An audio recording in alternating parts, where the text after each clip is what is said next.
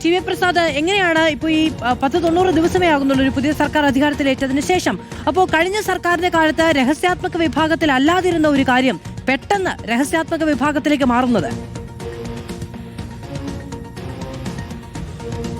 മധു, ഏറ്റവും പ്രധാനപ്പെട്ട ചോദ്യവും അതുതന്നെയാണ്. അതായത് നമുക്കറിയാവുന്നതുപോലെ ഈ കഴിഞ്ഞ മാസം 31-ാം തീയതിയാണ് മുഖ്യമന്ത്രി വി ഡി സതീശൻ ഹെലികോപ്റ്ററിൽ ഒരു യാത്ര നടത്തിയത്. അത് സ്വകാര്യ യാത്രയാണ് എന്ന വിവാദം കൊടുമ്പിരി കൊണ്ട് നിൽക്കുന്ന ഘട്ടത്തിലാണ് ഈ വിവരാവകാശ അപേക്ഷയുടെ മറുപടി കിട്ടുന്നത് എന്നതാണ്. അതായത് കഴിഞ്ഞ ജൂലൈ മാസം 31-ാം തീയതിക്ക് ശേഷമല്ല ഈ അപേക്ഷ സമർപ്പിച്ചതും എന്നുള്ളത് ഓർക്കേണ്ട കാര്യമാണ്. ജൂലൈ മാസം ആദ്യത്തെ ആഴ്ചയാണ് ഇത് സംബന്ധിച്ചുള്ള ഒരു ചോദ്യം പോലീസ് ഹെഡ്ക്വാർട്ടേഴ്സിൽ രാജു വാഴക്കാല ചോദിക്കുന്നത്.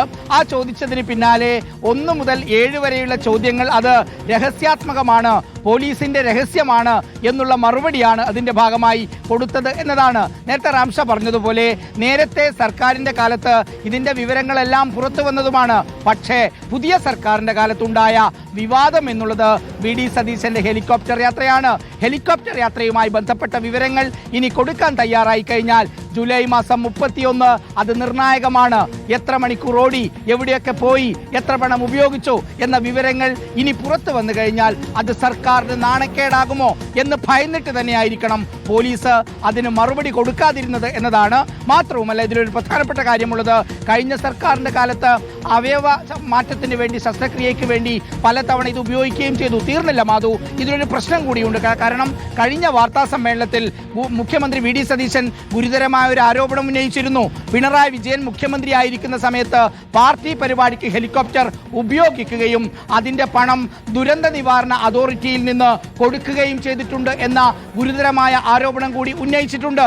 ഈ വിവരം കൂടി പുറത്തു വരേണ്ടതുണ്ട് എന്നതാണ് വിവരാവകാശ പ്രവർത്തകർ കാണുന്നതെങ്കിൽ ഒരുപക്ഷെ മുഖ്യമന്ത്രി പറഞ്ഞത് ശരിയല്ല എങ്കിൽ ആ വിവരം ഇനി പുറത്തു വന്നുകൂടാ എന്നതുകൊണ്ടായിരിക്കണം ഈ നീക്കത്തിലേക്ക് പോലീസ് ആസ്ഥാനം കടന്നിട്ടുണ്ടാവുക. മാധു, എന്തായാലും കഴിഞ്ഞ സർക്കാരിന്റെ കാലത്ത് പുറത്തു വന്ന വിവരങ്ങളാണ് ഇപ്പോൾ പുറത്തു വരാത്തത്. ടി പ്രസാദാണ് വിവരങ്ങൾ നൽകിക്കൊടുക്കുന്നത്. റാംഷ CP കൂടി നമ്മളോടൊപ്പം ചേരുകയാണ്. റാംഷ, ഈ 7 ചോദ്യങ്ങളിൽ ഒന്നിനും നമ്മൾ പൊതുവായി നോക്കുമ്പോൾ എന്തെങ്കിലും തരത്തിൽ സേനയുമായി ബന്ധപ്പെട്ട രഹസ്യ വിവരങ്ങൾ ഉൾപ്പെടുന്നതല്ല എന്നുള്ളതാണ്. ഈ കരാറ് സ്വാഭാവികമായും ഒരു പ്രൈവറ്റ് കമ്പനിയും സർക്കാരും തമ്മിൽ ഏർപ്പെടുന്ന കരാർ അത് പുറത്തുവിടുന്നത് കൊണ്ട് എന്താണ് പ്രശ്നം എന്നുള്ളതുണ്ട്. ഇതിന്റെ ചെലവടക്കമുള്ള കാര്യങ്ങൾ ഇപ്പൊ മുഖ്യമന്ത്രി തന്നെ വാർത്താ സമ്മേളനത്തിൽ പറഞ്ഞതാണെന്നേ. ഇതുമായി ബന്ധപ്പെട്ട് ചെലവില്ല, ഈ 25 മണിക്കൂർ പറക്കലടക്കം ഉള്ളതാണ്, ഈ 80 ലക്ഷം രൂപ മാസം കൊടുക്കുന്നത് തുടങ്ങിയ വിവരങ്ങളൊക്കെ ഇപ്പോൾ തന്നെ പുറത്തറിയാവുന്നതാണ്. ഈ 7 ചോദ്യങ്ങളും ഇതിന്റെ സുരക്ഷയുമായി ബന്ധപ്പെട്ടോ സവിശേഷതകളുമായി ബന്ധപ്പെട്ടോ എവിടെയാണ് സൂക്ഷിക്കുന്നത് എന്നുമായി ബന്ധപ്പെട്ടോ ഏത് എയർക്രാഫ്റ്റ് ആണ് ഈ സമയങ്ങളിൽ ഉപയോഗിച്ചത് എന്നത് സംബന്ധിച്ചോ യാതൊരു വിവരങ്ങളും അത്തരത്തിൽ സുരക്ഷയ്ക്ക് പ്രാധാന്യം നൽകണം, അല്ലെങ്കിൽ എന്തെങ്കിലും സംഭവിച്ചു പോകും എന്ന തരത്തിൽ ഉൾപ്പെടുന്നതല്ല. തീർച്ചയായും അത് അത്തരത്തിൽ ഒരു ചോദ്യം പോലും ഇതിലില്ല എന്നതാണ്. നമ്മൾ നേരത്തെ പറഞ്ഞതുപോലെ 7 ചോദ്യങ്ങളാണ് അദ്ദേഹം ചോദിച്ചത്. അതിൽ ഒന്നാമത്തെ ചോദ്യം ഹെലികോപ്റ്റർ എന്നാണ് വാടകയ്ക്കെടുത്തത് എന്നതാണ്. രണ്ടാമത്തെ ചോദ്യം പ്രതിമാസം എത്ര രൂപയാണ് വാടക.